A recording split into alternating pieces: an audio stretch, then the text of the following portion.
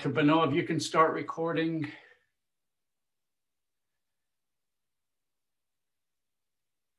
And I turn it over to you. Okay, so welcome to the first of today's lectures on antibiotics. So what we'll be discussing today are the general mechanisms of antibiotic actions and also the mechanisms of resistance that a variety of bacteria use in order as a defense mechanism against these same antibiotics. What you won't get from this lecture is a list of antibiotics and a list of diseases that they're used against, or a list of bacteria they're used against. The idea here is to provide you with an overview of the different ways in which bacteria manifest their action against the bacteria. So it is always fun to do this lecture because it really refers to one of the success stories of modern medicine. And what I mean by the success story is the dramatic decline in deaths from infectious diseases that has occurred in the US. That has occurred in the US and around the world. And of course, I realize that it's a little bit, as we are in the middle of a pandemic this year, it's ironic to be pointing to the decrease in death rate from infectious disease. But this year, notwithstanding, there has been a dramatic decline in deaths from infectious diseases. If you look at 1900 compared to 2000. So across these 100 years, except for major spikes, for example, during the last pandemic, which was the influenza pandemic of 1917 and 18, the number of deaths from infectious diseases has really been declining. Now, of course, this graph ends a little just around the 1990s, where once again there was a spike in death from infectious disease due to HIV epidemic, but that spike has since then come down. And so this general decline from infectious diseases has continued. Of course, now in 2020, there will again, unfortunately, be a dramatic spike due to the COVID pandemic that we are living through. So another way to look at the same data is to examine what the leading causes of deaths as a percentage of all deaths were in this last century. So in 1900s, infectious diseases such as pneumonia, tuberculosis, diarrhea, diphtheria accounted for nearly 40% of all deaths. By 1997, this percentage had declined to just 5% and consisted mainly of pneumonia, influenza, and HIV. Infectious diseases were overtaken as causes of death by things like heart disease and cancer. So what are the major causes of this decline in infectious disease? So the first major cause, which occurred at the beginning of 1900s in the US, were increased public health measures, such as chlorinated drinking water. So there would be less transmission of waterborne diseases. Sewage was treated so that it was the water we drank was not being contaminated by fecal material. So this general increase in hygiene and sanitation decreased our exposure to a variety of diseases. And the need for such public health measures, we are living through this, of course, right now, hand washing, wearing masks. These are all measures that decrease our exposure to pathogens. The second reason for the decline in infectious disease was the discovery of specific medicines to treat them. And this is the topic of my lecture today, and that's antibiotics for use against bacterial diseases. And then finally, last but not least, was the adoption of vaccination programs.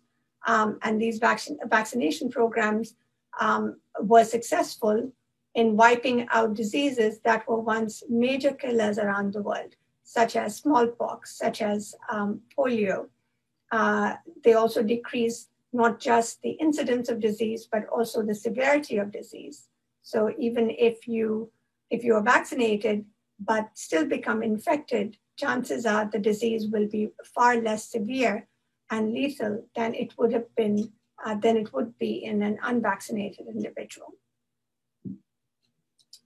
Okay, so let's start by defining what an antibiotic is.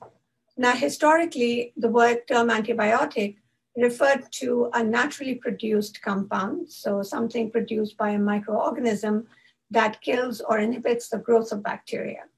But in modern usage, antibiotics refer to compounds that can be also chemically synthesized and that have the same effect. Antimicrobial is a more general term. It refers to synthetic compounds that can kill a variety of microorganisms, such as they can also kill protozoan and fungal organisms, and are not limited only to bacteria. Now, what is the some of the vocabulary you use that you will see in relation to microbial killing? So one term you often see is a sterile environment. So this is the result of microbial of killing that leaves no living organisms behind, good or bad. And this is defined as a sterile environment. Now, that is not always necessary. Often one can simply do with an aseptic environment. And an aseptic environment is one that does not have any pathogenic organisms. So nothing harmful, but it is not sterile. Now, bactericidal effects of an antibiotics are when the antibiotic actually kills bacteria, as opposed to simply inhibiting the growth, their replication and growth, in which case they're defined as bacteriostatic.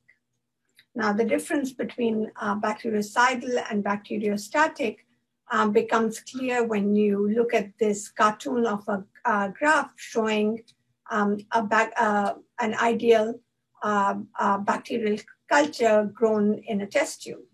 Now, as you're probably familiar with, bacterial growth rate is plotted as the log of the number of cells in culture as a factor of time. Now, when you first start the culture, bacterial growth rate is slow. So there's a slow increase in the number of bacteria. This is known as the lag phase.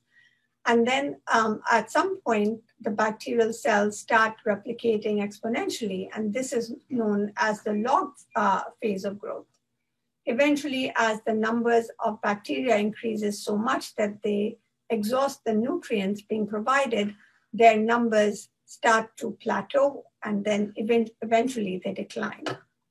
Now, into this bacterial culture, if you were to introduce an antibiotic during, let's say, the log phase of growth, you could have one of two effects, depending on whether the antibiotic added is killing the bacteria or simply stopping the replication without killing the ones that are already present.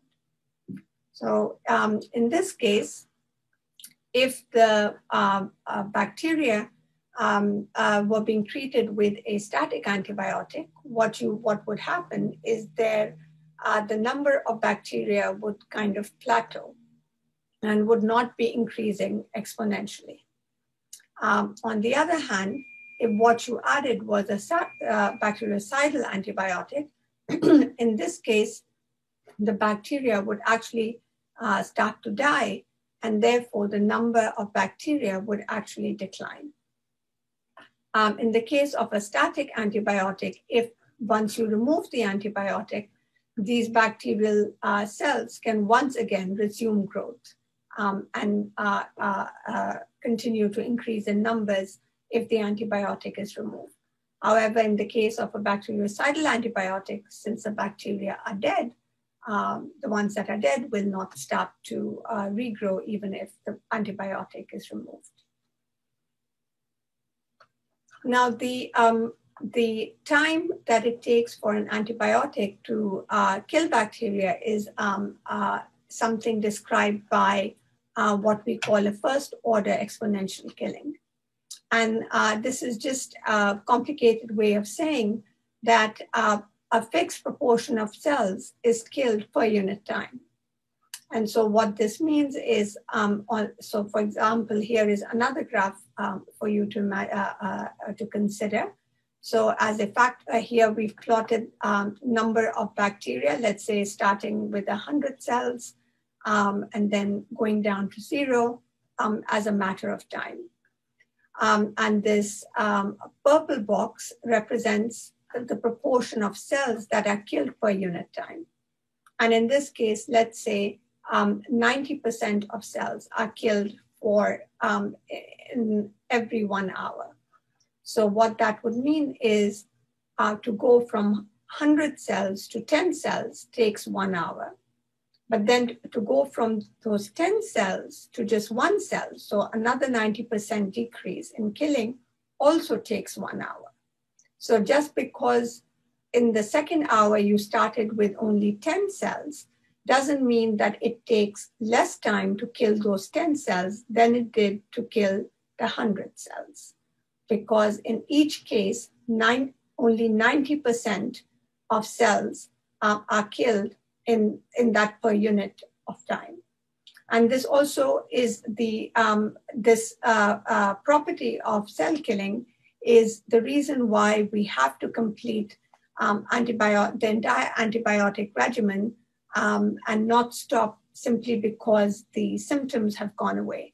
Because at that point, even though what you have are far fewer cells, bacterial cells left than when you started your symptoms, killing those remaining cells is going to take, is still going to take the same amount of time as it did given the number of cells you started with. Now, what are some of the properties that we look for in an antibiotic? The most important thing is the antibiotic should have a high target selectivity. And what target selectivity means, the ability of an antibiotic to differentiate between the bad guys and the good guys. We want the antibiotics to kill the bacteria without having adverse side effects in the patient. And this is known as a high therapeutic index. Now, one way to achieve a high therapeutic index is to have the antibiotic target a protein or process that is essential for bacterial function, but this function is either missing or is significantly different in humans, so that targeting it in bacteria will not lead to adverse consequences in our own cells. Now, one way to determine the target selectivity and the therapeutic index of bacteria is to determine the lethal dose required to kill 50% of bacteria. This is known as LD50. More commonly, what you find is the term MIC, which is the minimal inhibitory concentration of an antibiotic. And this is the minimum amount of antibiotic needed to inhibit the growth of bacteria. Now MBC, which is a related term, refers to the minimal bactericidal concentration. And this is simply the concentration of an antibiotic, the minimum concentration of the antibiotic that is needed to kill bacteria. So cidal versus inhibition. So the second property, very important property that an antibiotic should have that we hope is we don't want bacteria to be able to acquire resistance to the antibiotic easily. So we look for targets that lend themselves to prevention of facile acquisition of resistance in bacteria. Now, the third property of antibiotics is their spectrum of activity. Antibiotics that act against a large number of bacteria are described as having broad spectrum of activity, whereas antibiotics that affect fewer bacteria are described as being narrow spectrum.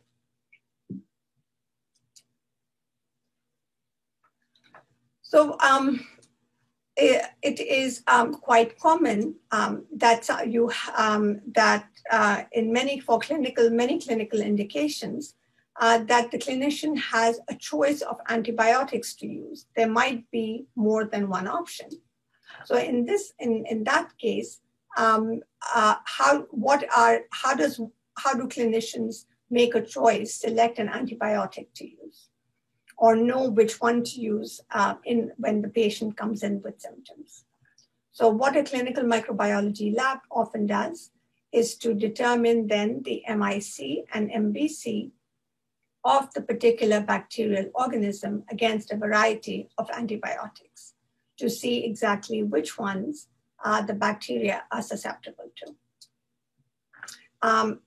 And now, in the gold standard for determining MIC and MBC is shown here, but this is very old school.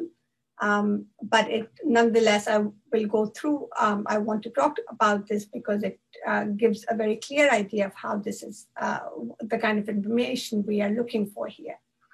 So in this culture assay, all of these tubes were inoculated with the same number of starting bacteria, but they have twofold increases in the number, in the amount of drug that was added to them.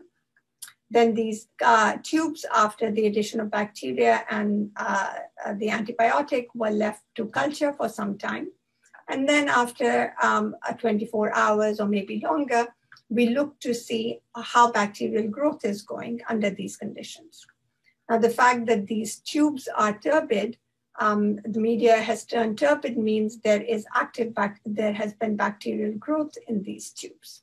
Now, these tubes look clear to the eye, which means that there is not a lot of bacterial growth, but we need to know whether the bacterial growth was simply inhibited, or were those bacteria that were inoculated in here, are they actually dead?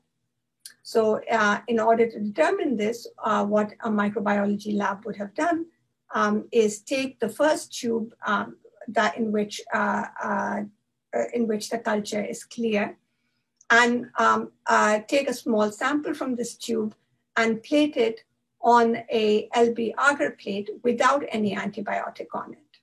So now in this plate, in the absence of antibiotic, if you see bacterial colonies, it means that this tube actually did have bacteria, but they didn't really grow because of the presence of antibiotic. So this then indicates that bacterial growth was inhibited in this tube, and the amount of antibiotic in this tube would be the MIC of that antibiotic for that particular bacteria. Now, oops.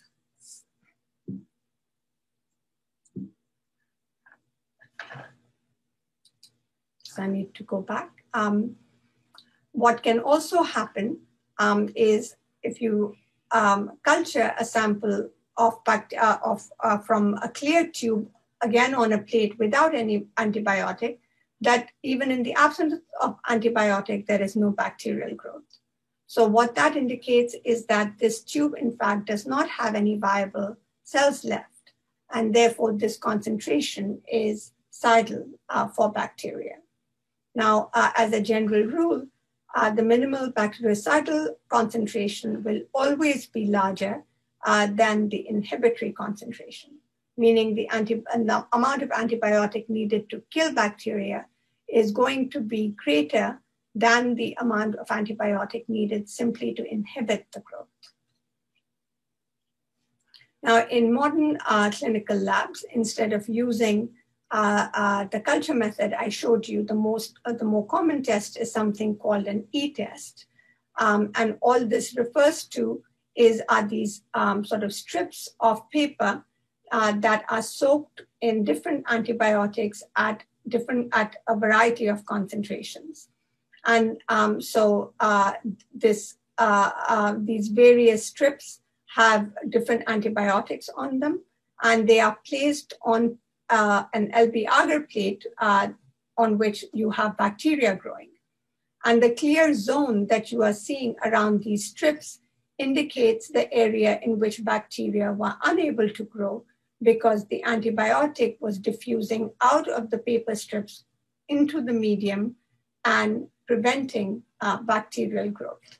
And so what you would look for is determine where the zone of inhibition begins. So in this particular photo, you see the zone of inhibition begins around like this 0.19, and this is the symbol for a specific concentration of antibiotic, which lies at exactly this spot in the strip, and indicates that beginning at this concentration is when bacterial growth starts being inhibited by this particular antibiotic. So whereas if you look at some of the other strips, you see that the zone of inhibition is much smaller and less impressive than these other antibiotics. And so what such a test tells you is that for this particular bacterial species, these antibiotics so this bacterial species is more susceptible to the antibiotics in these strips compared to the antibiotics in these two strips, and helps the clinician then select which one is most appropriate for use.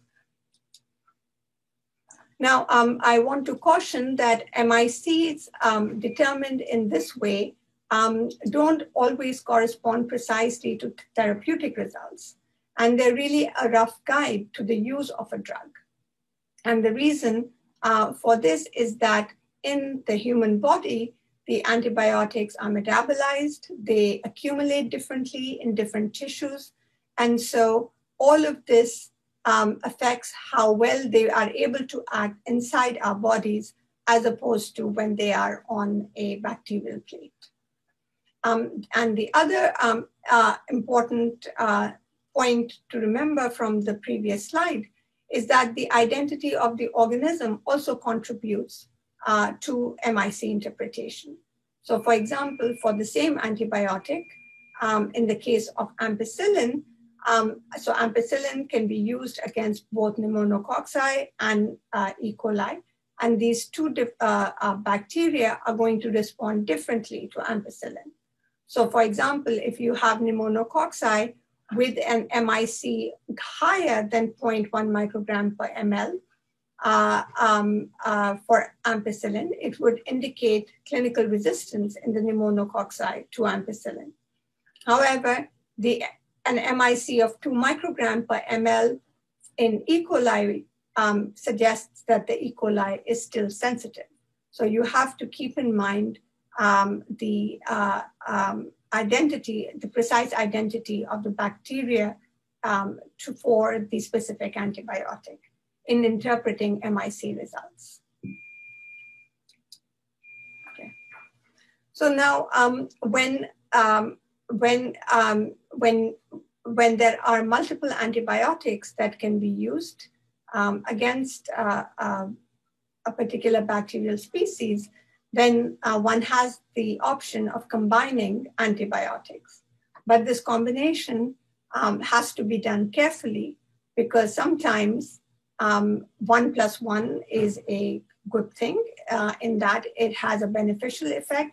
The effect of the two antibiotics is either additive or synergistic, meaning more than the sum of the two by themselves. But in certain cases, two antibiotics can also antagonize each other's effects. And in this case, having two together can reduce the activity of just of one of those two. So for example, an example of a beneficial effect is using penicillin together with streptomycin. However, if penicillin is used after chloramphenicol, then penicillin then has little effect.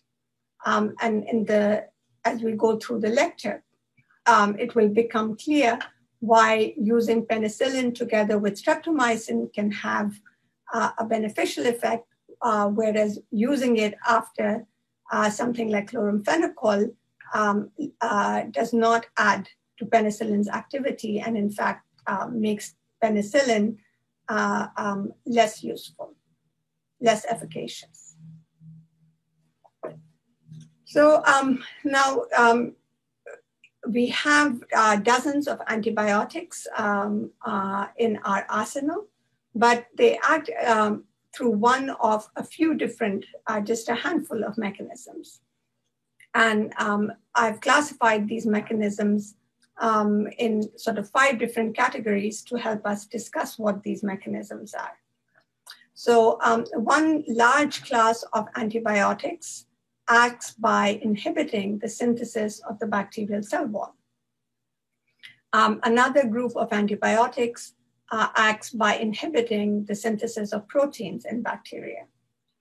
A third group of antibiotics acts by inhibiting the metabolism of DNA, RNA, and amino acids, so nucleic acid metabolism in bacteria. Now, sort of overlapping with these 3 categories are antibiotics that inhibit a variety of bacterial enzymes. And some of these enzymes are ones involved in bacterial synthesis and protein synthesis. And finally, another major mechanism of antibiotic action is through the disruption of bacterial membranes. And so for the rest of my talk, I'm going to discuss each of these 4 mechanisms of action. The bacterial enzymes are covered in the top 3 mechanisms. And we'll also touch upon the variety of ways in which bacteria defend themselves by evolving resistance to these antibiotics. So the bacterial cell wall is sort of an ideal target for antibiotics because, as you know from previous lectures, only bacteria have cell walls, human cells don't. So herein meets the first criteria of antibiotics that we discussed. They're a high therapeutic index because they're able to target a process that is unique to bacteria. Now, the cell wall synthesis is a multi-step process, as you know, and each of these different steps are targeted by different antibiotics. So in the cytoplasm, you need to have synthesis of cell wall precursors. And this step is inhibited by antibiotics such as cycloserine and fosfomycin. Now, once these cell wall precursors are synthesized in the cytoplasm, they need to be carried through across the bacterial cytoplasmic membrane in order to deliver them to the growing cell wall. And so an antibiotic known as bacitracin acts at the membrane to prevent this transport. And then finally, in the periplasm and at the cell wall itself, there are antibiotics such as vancomycin and beta-lactam that prevent the attachment of the newly synthesized and transported wall unit incorporation into the growing peptidoglycan chain. Okay. So as you've covered this material in previous lectures, so I'm not going to spend a lot of time on this. Simply to remind you that the bacterial cell wall is a layer of peptidoglycans, And these peptidoglycan chains consist of peptidoglycan monomers that are linked to one another in long chains, and then these chains are cross-linked to each other as well to form a very strong lattice-like structure. And when you, the idea is when you disrupt the bacterial cell wall, the bacteria are no longer able to resist osmotic pressure, and therefore they lyse, and therefore these antibiotics have sidle effects. Now the peptidoglycan monomers consist of N-acetylmuramic acid linked to a NAG molecule, and from which is hanging a pentapeptide chain. Enzymes known as transglycosidases link these monomers into long chains, and then these long chains are cross-linked to one another using the pentapeptide by enzymes known as transpeptidases. So antibiotics such as fosfomycin and cycloserine act to prevent the synthesis of N-acetylmuramic acid. Now, fosfomycin prevents the action of the enzyme phosphoenol pyruvate transferase that is required to convert a NAG molecule into a NAM molecule. And I don't expect you to remember these structures, but I just have them here so you can see how fosfomycin structurally resembles phosphoenol pyruvate. So it resembles the substrate of the enzyme, and the enzyme phosphoenol pyruvate transferase ends up binding fosfomycin instead of the legitimate substrate, and therefore is inhibited in its activity. Cycloserine acts in a similar way by targeting the enzyme alanine racemase, which is needed to convert L-alanine to D-alanine, and also for linking the two different D-alanine amino acids into a D-alanine dipeptide. Once again, the enzymes alanine racemase and diala synthetase bind to cycloserine instead of their legitimate substrates and are therefore inhibited in their action. And this is just another figure to show you how the enzymes are tricked into binding to cycloserine instead of D-alanine because of their the structural similarity between cycloserine and D-alanine. The next step of the cell wall synthesis pathway that is targeted by antibiotics is the transport of the subunits from the cytoplasm to the membrane.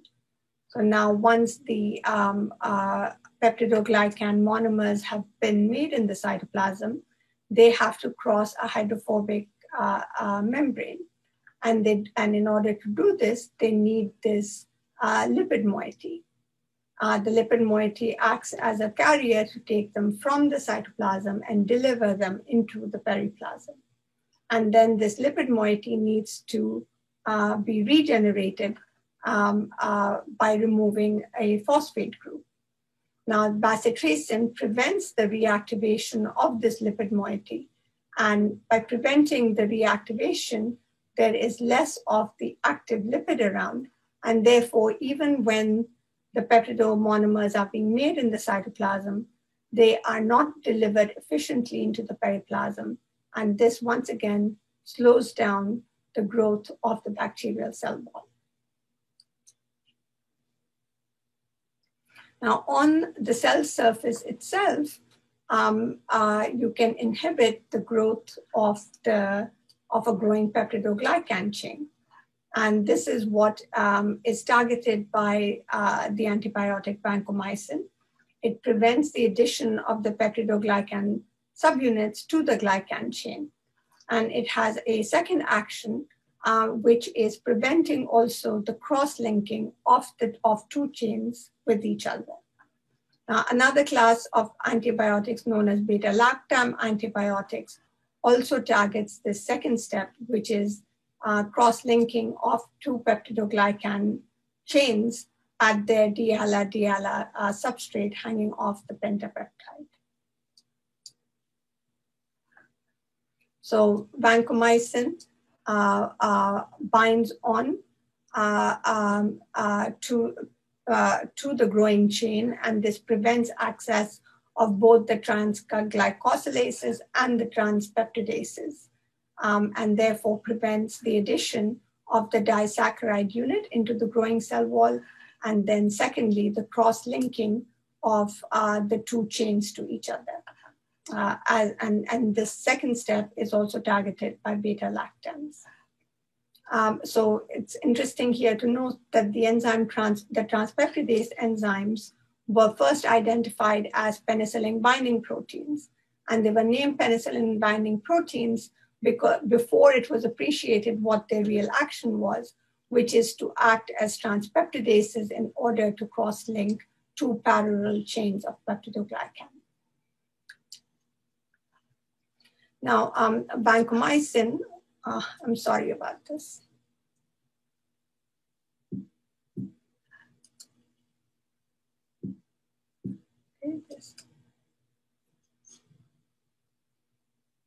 Okay. This presentation is moving faster than I wanted to go. So, okay, so first I want to tell you a few key features about vancomycin. So vancomycin is an antibiotic that is used commonly to treat MRSA infections. And these are also for antibiotic-associated colitis that is caused by Clostridium difficile. Vancomycin is effective only against gram-positive bacteria, but not against gram-negatives because it's essentially just too big to go through the membrane porins of gram-negatives. I already covered the fact that it binds to the diala terminus of the peptidoglycan, and just sort of because of its large size, just sterically hinders the peptidases and transglycosylases from accessing the peptidoglycans. And in this way, its mechanism is a bit different from penicillins, to which we are going to go next. Okay. So,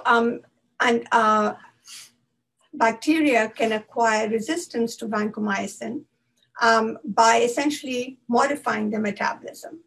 So because vancomycin likes to bind to diala in the pentapeptide, vancomycin-resistant bacteria alter the peptidoglycan synthesis so that they do not have diala in the pentapeptide chain.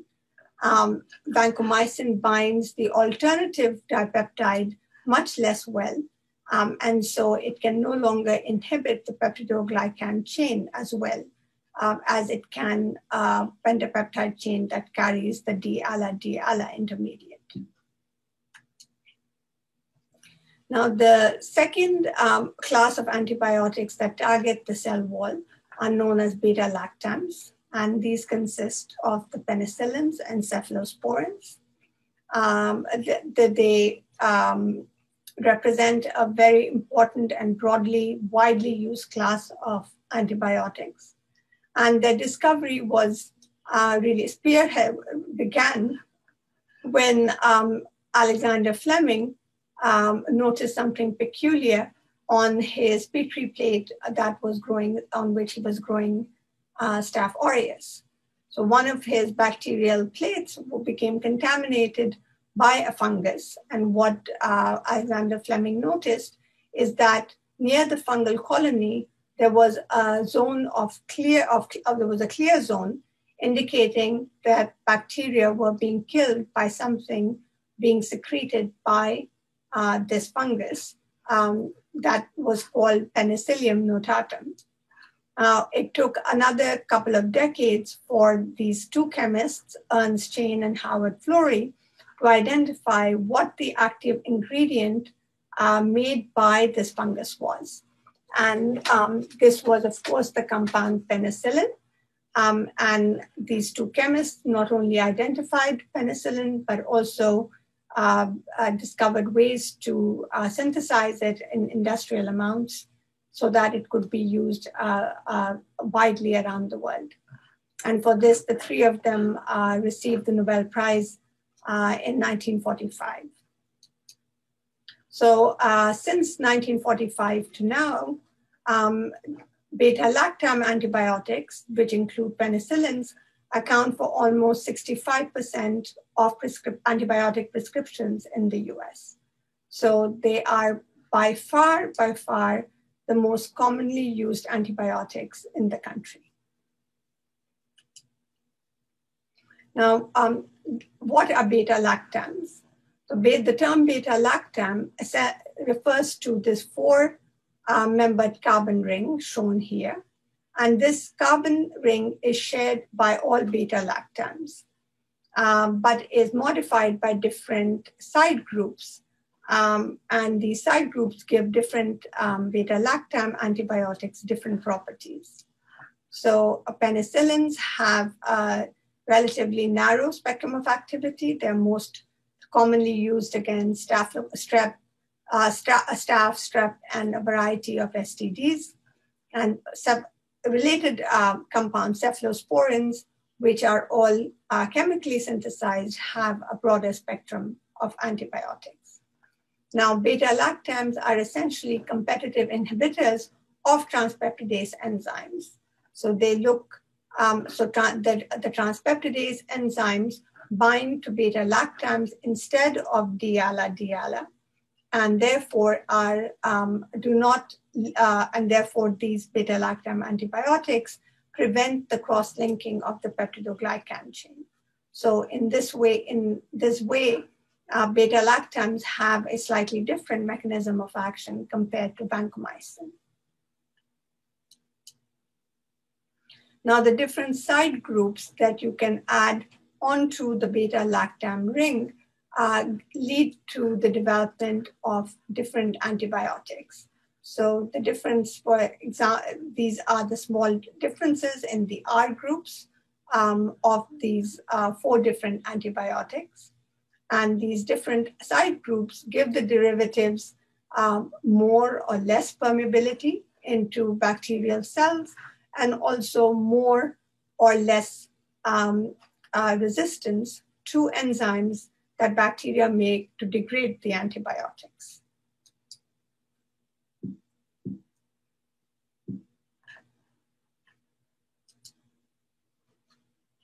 So similarly, cephalosporins, it's the same story. They also, being beta-lactams, have this four-membered carbon ring with different R groups leading to improved permeability and improved resistance to beta-lactamase enzymes. Cephalosporins have a broader spectrum of activity compared to penicillins in that they're also effective against gram-negatives. They are described as first, second, third generation. Each of these generations of cephalosporins were synthesized in response to specific clinical needs. So now, given the rich repertoire of beta-lactam antibiotics, it's perhaps no surprise that bacteria have a rich repertoire of enzymes to degrade beta-lactam antibiotics. And so these are enzymes known as beta-lactamases. What beta-lactamases target the beta-lactam rings of antibiotics. And since the beta-lactam ring is essential for antibiotic activity, destroying the ring also destroys the antibiotic's ability to kill bacteria. Now, interestingly, beta-lactamases are specific for particular beta-lactam antibiotics. So they will not act against any and all beta-lactam antibiotics. And so what in this sort of perpetual arms race between antibiotics and antibiotic resistance bacteria, what medicinal chemists do is to synthesize inhibitors of beta-lactamase enzymes so that even bacteria that produce these enzymes can still be made, can still retain sensitivity to beta-lactam antibiotics. So this is a sort of cartoon indicating this ongoing arms race between our manufacturing of different antibiotics and the bacteria's ability to produce hundreds, well, almost, we already know of 1,500 different beta-lactamases reported by different bacterial species, and all allowing these bacteria to escape some of our antibiotics. Combine now, what are these beta-lactamase inhibitors that I referred to? Now, interestingly, these inhibitors are also beta-lactams. So you notice they have the same core ring structure, but these although these are beta-lactams, they do not have antibacterial properties. What they do is bind different beta-lactamase inhibitors that the bacteria are producing. And by binding the beta-lactamase, it protects the antibiotic from being degraded. And so by combining the beta-lactamase inhibitor with the antibiotic itself, such as penicillin, allows us to treat bacteria that would otherwise be resistant to penicillin because of their production of beta-lactamase.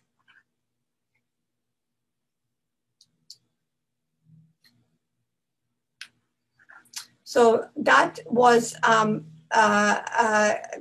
the end of the first class of antibiotics we're discussing today. The second class of antibiotics act by inhibiting protein synthesis in bacteria. So now this might strike you as a strange target because, of course, our cells, we also need to produce proteins. So at first blush, it does not seem like this is a great target. Now, fortunately, bacterial protein synthesis is sufficiently different from mammalian protein synthesis to allow specific targeting. Not just in a very crude way, you think of protein synthesis as involving an mRNA that is translated by a ribosome into a protein. Protein synthesis can also be inhibited at multiple steps. You can target both subunits of the bacterial ribosome. So a bacterial ribosome consists of the 30S and the 50S subunit. The 30S subunit is targeted by aminoglycosides and tetracyclines, whereas chloramphenicol and macrolides target the 50S ribosomal subunit. Now, aminoglycosides are antibiotics such as streptomycin, neomycin, kanamycin, gentamicin. Many of us might be familiar with these antibiotics. We might have taken them for a variety of infections. Typically, they're used to treat respiratory tract infections. Now, aminoglycosides are typically bactericidal, but unfortunately, they have low therapeutic index because in higher doses, they can have adverse effects on hearing or on balance, for example. And so they have to be used cautiously. Bacteria evolve resistance to aminoglycosides either because they are not permeable. Aminoglycosides are big molecules and can have trouble getting through the bacterial membrane. Another clever strategy that bacteria adopt is modifying their ribosomes so that the aminoglycosides no longer have a good target to bind to. Or instead of in addition to modifying the ribosome, bacteria can modify the antibiotic itself. So they can modify critical residues on the aminoglycoside molecule that lead to a reduction in the potency of the antibiotic. Now, tetracycline is another inhibitor of bacterial protein synthesis. It's very useful for treating Helicobacter pylori infections. This causes ulcers, and also for community-acquired pneumonia. Tetracyclines now are effective only against cells that are rapidly dividing. And so if you give tetracycline after you've already treated with a bacteriostatic antibiotic, then tetracycline's effect will be reduced, because if the bacteria are not actively dividing, then tetracycline is not going to have much effect on them. Resistance to tetracycline is usually arises because there is reduced transport of the drug into bacteria, or the bacteria are able to pump out the drug, so that either way, not enough of the tetracycline accumulates within the bacteria to have a good effect.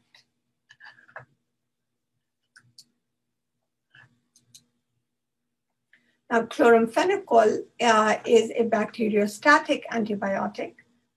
So it inhibits bacterial growth, does not kill them. And so typically it is not a good idea to use it in combination with bactericidal antibiotics, because it would reduce the effect of cidal antibiotics. One useful feature of chloramphenicol is that it is broad spectrum. So it's useful to use in indications where the precise identity of the bacteria has not yet been established. It's particularly useful for treating meningitis caused by Haemophilus influenzae, because chloramphenicol tends to accumulate in the cerebrospinal fluid, which is where infection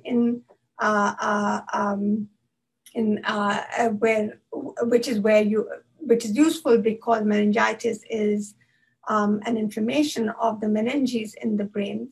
And so an accumulation in the CSF allows chloramphenicol to attack the bacteria precisely where they are. So chloramphenicol resistance arises most commonly by the induction of a bacterial enzyme known as chloramphenicol acetyltransferase. This enzyme modifies the chloramphenicol molecule, and by modifying the chloramphenicol molecule by adding an acetyl group, chloramphenicol prevents it from binding the bacterial ribosome. And so by modifying the antibiotic, bacteria are able to escape its effect. Now, the last group of protein translation inhibitors that we'll talk about are macrolides. A common macrolide that you might have encountered is erythromycin. It's useful for treatment of respiratory tract infections and also for whooping cough. These are large molecules. That's all. I don't expect you to remember the structure, but just I wanted to point out that these are large molecules consisting of 14 to 15 membered rings. The old ones had narrow spectrum of activity, but the newer ones have broadened their spectrum of activity. Now, some resistance, move ahead. Some resistance to erythromycin arises because of mutations in the ribosomal proteins, or because of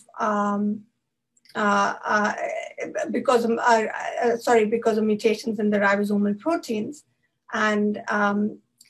but bacteria can also modify the RNA component of their ribosome.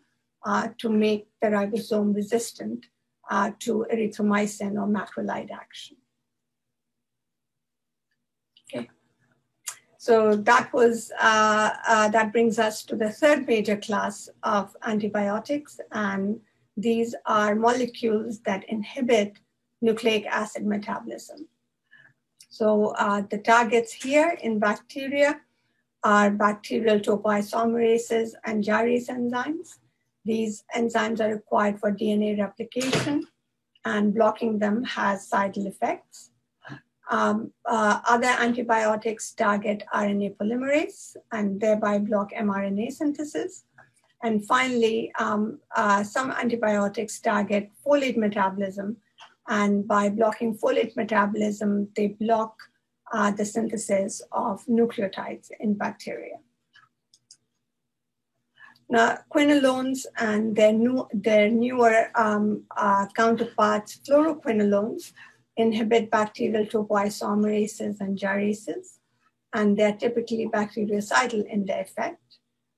They are very useful in that they are active against both gram-positives and gram-negatives.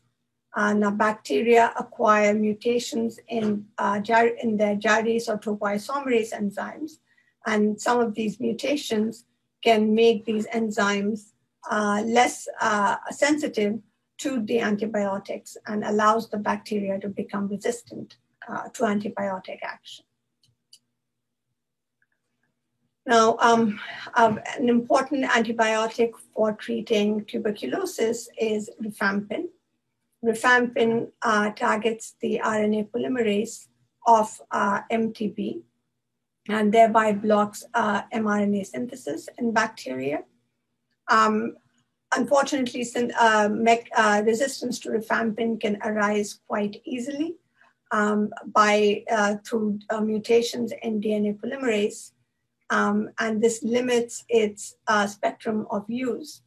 And also, in order to save rifampin for treatment of tuberculosis, we tend not to use it so much to treat other bacterial infections, because we don't want, if there's rampant use of rifampin, there will be acquisition of resistance amongst bacteria that could impact its use against Mycobacterium tuberculosis as well. A relatively new antibiotic approved a couple of years ago is fidaxomicin, which also targets the RNA polymerase. It's been approved for treating Clostridium difficile, so it is quite narrow spectrum, but it's bactericidal in its effect, and it also is a large macrocyclic 18-membered ring. It acts at a somewhat different step compared to rifampin. And so even though both rifampin and fidaxomicin are targeting RNA polymerase, they are impacting mRNA, they're impacting the process at slightly different steps. So, I point this out to show you how the same process can be inhibited at different steps by different antibiotics. Now, the third class of antibiotics targets the metabolism of folate in bacterial cells. So these are antibiotics known as sulfonamides and trimopterin, and their action prevents the production of nucleotides and amino acids. And by starving bacteria of nucleotides and amino acids, you can really inhibit their growth. So now sulfonamide looks very much like this molecule PABA, and PABA is something that is specific to bacteria. We acquire it in our diet, but bacteria need to generate it themselves. And by preventing the conversion of PABA to folate, sulfonamides lead to a reduction in purines and pyrimidines and amino acids in bacteria. Now, trimopterin targets a bacterial enzyme, DHFR, and the inhibition of the bacterial DHFR leads to a decrease in tetrahydrofolate. Again, it's a precursor to the production of purines, pyrimidines, and amino acids. It turns out that our cells, we also have DHFR, but eukaryotic DHFR is slightly different from bacterial DHFR. However, bacteria can acquire resistance to trimopterin by when they start to express a eukaryotic type of DHFR enzyme, and this eukaryotic type of DHFR enzyme is much less sensitive to trimopterin. And so bacteria that express this eukaryotic type of enzyme are less sensitive to this antibiotic. Now, sulfonamides and trimopterin are a great example of synergistic activity. So they act at two different steps of the folate synthesis process, and the use of these two leads to an effect which is greater than the sum of their individual parts, and results in the production of an antibiotic of a combination known as Bactrim, which is used to treat traveler's diarrhea. Now, the last class of antibiotics that I'll mention today are the polymyxins. And these are antibiotics that lead to the disruption of the bacterial cell membrane. Polymyxins have a long hydrophobic tail and a large cyclic peptide structure, head structure. The hydrophobic tail inserts into the bacterial cell membrane, pushes this cyclic structure and creates a pore in the bacterial membrane. So as you can imagine, this is quite damaging to the cell. Now, unfortunately, this effect, they are not terribly specific to bacteria. At higher concentrations, polymyxins can also disrupt human cell membranes. And so typically polymyxins have been used not for treating intracellular infections, but just sort of, for example, skin infections. Polymyxins, interestingly, are specific for gram-negatives because they like the membrane of gram-negatives better than those of gram-positives. Sorry.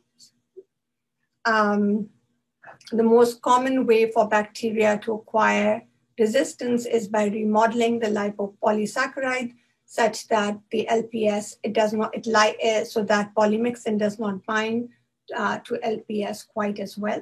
And so this yields resistance in the bacteria.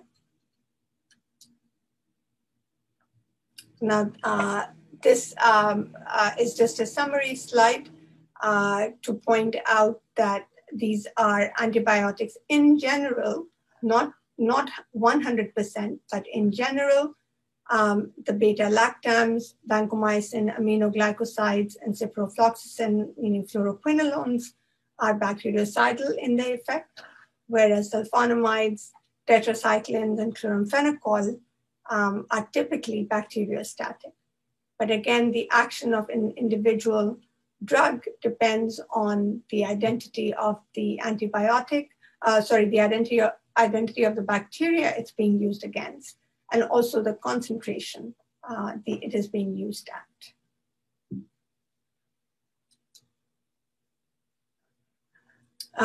We also, through the lecture, I've been mentioning the mechanism of resistance together with the mechanism of action. And again, this is more of a summary to bring it all together. So when we say bacteria are resistant to and given antibiotic, what we mean is that bacteria are not inhibited or killed at concentrations that can be achieved after normal dosing in humans. Now, this resistance can either be innate because, for example, gram-negative bacteria are innately impermeable to many antibiotics, so or they simply lack the target, and this is known as innate resistance. The most common resistance mechanism that worries us, though, is acquired resistance. So this is when a formerly sensitive bacteria turns resistant to a given antibiotic. And this resistance is acquired by bacteria getting hold of plasmids or chromosomal mutations that allow them to resist antibiotic action. Some of the ways in which bacteria resist antibiotics are either destroying or modifying the antibiotic. So we discussed, for example, the destruction of beta-lactams by beta-lactamases. Some antibiotics can also just modify their target. So for example, ribosomes can be modified so that aminoglycosides do not bind to them very well. Bacteria can also alter their metabolism so that to bypass the antibiotic target. So this, for example, happens in vancomycin resistance. Antibiotics may not be able to reach their target. Maybe the molecule is too big to pass through the membrane pores of gram-negative bacteria. Or bacteria can start to encode pumps that pump out the antibiotics so that not enough of it is accumulating within the cell. And we've encountered examples of these throughout the lecture. Now, I want to point out I want to emphasize what a persistent problem antibiotic resistance is and why it is so important to use antibiotics in a manner that decreases the chance of the frequency at which antibiotic resistance arises. So this is like a timeline of emergence of beta-lactam resistance in gram-positive bacteria. So in 1950s, penicillin was introduced for the treatment of Staph aureus.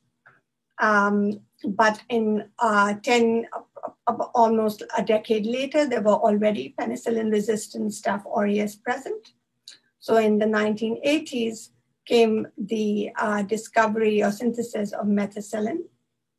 And I think methicillin lasted around another 10 years before there was the evolution of methicillin-resistant Staph aureus or MRSA. This led to the synthesis and use of vancomycin, but by 1990, so really only 10 years after methicillin resistance was first discovered, enterococci that were vancomycin resistant were being discovered. And this was not just enterococci. A few years later, there were reports of Staph aureus with intermediate resistance to vancomycin. So not full-blown resistance, but definitely reduced susceptibility. And then finally, in 2002, we encountered Staph aureus that were resistant to vancomycin. So what this timeline shows you is how quickly a new antibiotic can become useless in the face of bacteria acquiring resistance to it. And so it's really critical that antibiotics be used in a very judicious fashion, both by clinicians and patients, so that these timelines can be extended. So in other words, an antibiotic's useful life can be extended by decreasing the possibility of resistance arising in the target bacterial population. Now, how do bacteria acquire resistance? So in one case, which is chromosomally mediated resistance, can arise spontaneously. So for every time a bacterial cell replicates, it has to copy its DNA.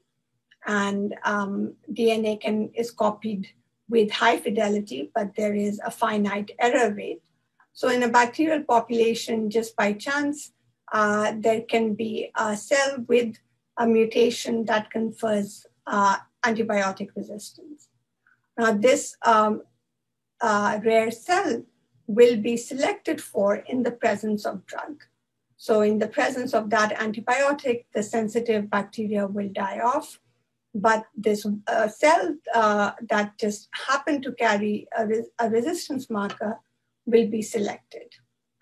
Now, typically, chromosomal mediated resistance is limited to a single bacterial species, and its resistance is usually limited to a class of structurally related drugs. So to closely related drugs can become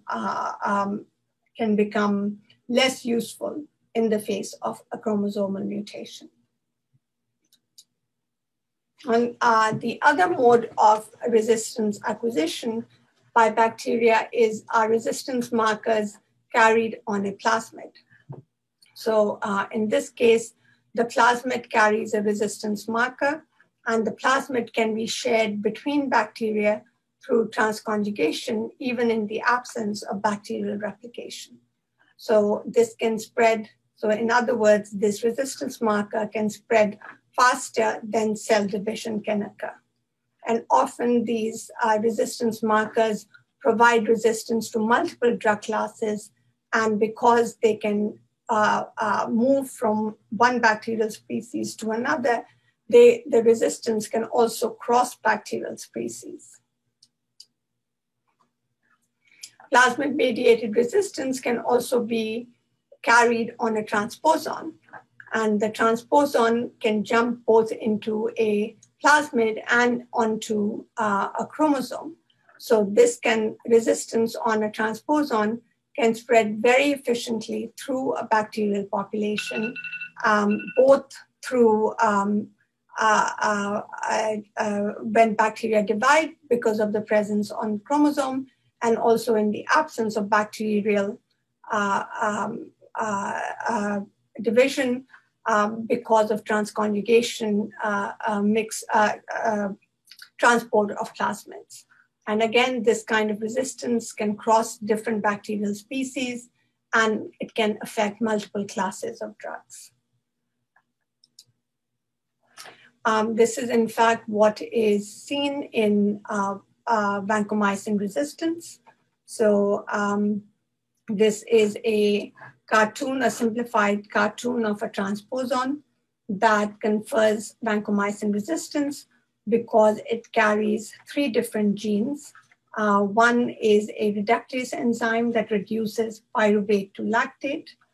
Another is an enzyme, D-ALA-D-lactate ligase, which is able to form a D-ALA-D-lactate dipeptide. And the third is a gene that is a D-ALA-D-ALA dipeptidase. So what the peptidase, D-ALA-D-ALA dipeptidase does, it cuts the D-ALA-D-ALA dipeptide. The ligase then replaces it instead with D-ALA-D-lactate dipeptide. And so now the pentapeptide chain, instead of ending in D-ALA-D-ALA, ends in D-ALA-D-lactate. And this is a dipeptide for which vancomycin has much less affinity. And so vancomycin no longer binds to the growing peptidoglycan chain efficiently. And so bacteria are far less sensitive to vancomycin than they would be if they still had the D-ALA-D-ALA dipeptide. So here is an example of altered metabolism in bacteria to bypass the antibiotic target, encoded on a plasmid or on a transposon. Now, what I want to emphasize is that the use of overuse and misuse of antibiotics really facilitates the emergence of antibiotic resistance. So even though antibiotic resistance does occur in nature, it exists in nature because bacteria are, this is a defense mechanism of bacteria against products made by other microorganisms against them. But this antibiotic resistance is selected through our use or misuse of antibiotics. So these are some sort of sobering figures here. It's estimated that out of that in 2009, the vast majority of antibiotics were used not for humans, but in livestock.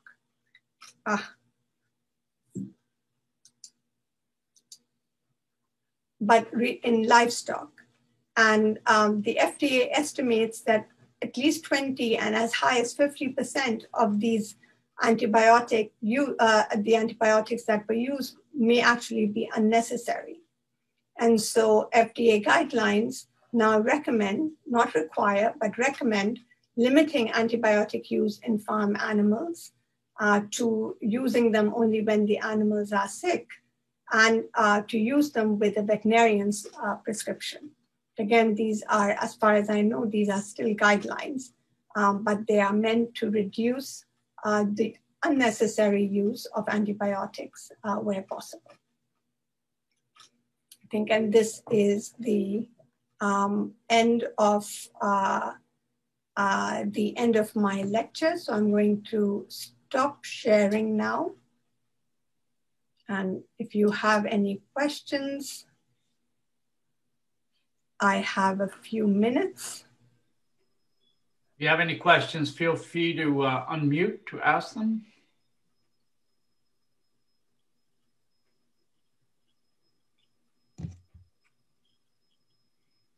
Okay, great. Thank you very much. Purnima, can you stop your recording now? Yep. All done. Great. I will do mine.